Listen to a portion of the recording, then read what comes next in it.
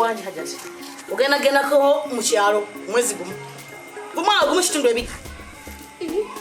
ate machechi ngobi ate nina abagenyi asikugubye umuzamu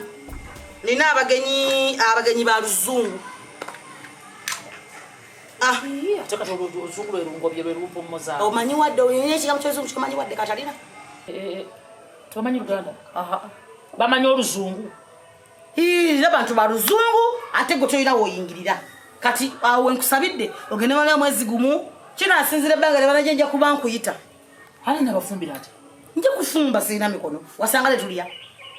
kene wa mwezi gumu toyagala yo serisi wamwe erije navate je manzira yuko ojja kudda abagenyi ba luzungu tofaye katete haja tekisinza okunsolera ngero mpumuza ba luzungu kati Katalina wacho dira tekisauka ati tuosembyayo abagenya tebe bampumuza ati obuzibu wetu webuli tosobola kwogera nabo ba luzungu nnyo baga luzungu lerere tamanyi mchikama cha Luganda eki kakala te haja tinawe ebintu obitabula butabuzi luzungu lwemanyi Katalina manyo luzungu Katalina manyo luzungu katonda wange nze yali ne gundi precipitate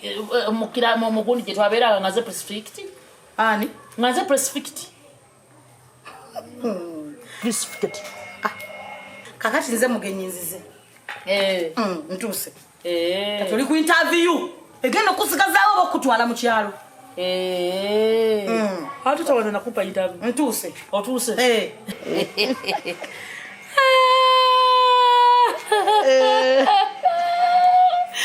coming kamukazi omukulu yenkanidda ugende bamugenda mu kyalo hello coming good morning ekaungezi good morning kati gutosa kwako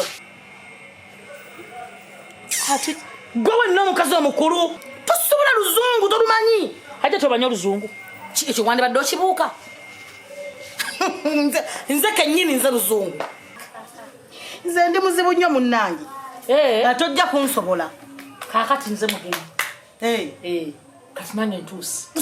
naye kakati omukazi omukulu enkaniddawo oyogere kyo kigambo ekifa ennyo bwe kityo buyaniriza omuntu oba muntu omanyi oluzungu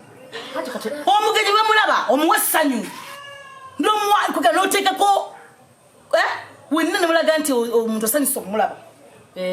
n'omugamba n'olaga n'okugamba n'omusanyukira n'ogamba nti akamu